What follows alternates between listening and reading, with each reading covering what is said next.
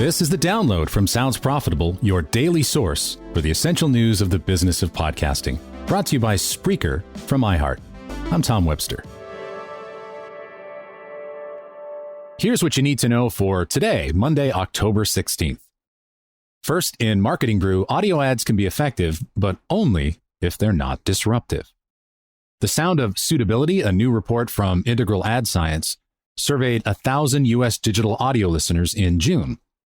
Echoing Sounds Profitable's findings from last year's report After These Messages, host-read podcast ads drove the most purchases at 49%, but announcer-read ads followed closely behind at 45%. While 44% of respondents said they're open to hearing audio ads, 58% stressed the importance that ads are relevant to the content they're being served in.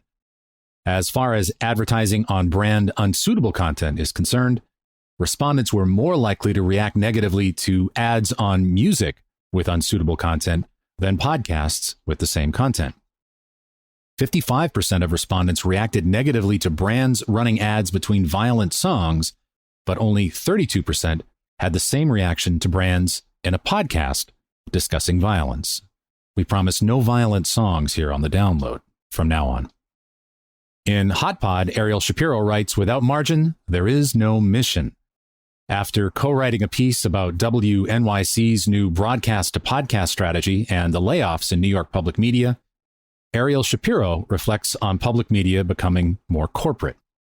Institutions like NPR and WNYC's parent organization, New York Public Radio, have seen a significant drop in corporate sponsorship, leading to financial issues like NYPR's recent layoff announcement. Without content that drives profit, even a nonprofit organization has a hard time keeping the lights on. Shapiro questions if this will lead to a decline in thoroughly reported journalistic podcasts in exchange for simpler, immediately engaging content. And coincidentally, last Friday's issue of Eric Newsom's Audio Insurgent newsletter specifically covers the traps that public media has fallen into and how the medium could dig itself out into popularity and profitability once more. Insider Intelligence asks, what does the narrowing range of streaming service CPMs mean for advertisers? According to new data from eMarketer, CPM rates, or cost per thousand impressions, are trending downward for the top streaming services, with the gap between the top four getting narrower. Since Q4 of last year, Netflix's average CPMs have shrunk from $59.50 to $47.05, within less than 50 cents of the current rate for Disney+. Peacock sits at just over $40, and Hulu brings up the rear at $23.32. The parallel here for podcast advertising is that prices can and will adjust to meet demand. More competition leads to more inventory, which leads to less competition demand. The insider suggestion for advertisers is to mix connected TV buys with linear TV to improve campaign effectiveness. And as our study, The Medium Moves the Message, demonstrated earlier this year, podcast advertising certainly rivals that of television. CNBC reports that YouTube passes Netflix as the top video source for teens.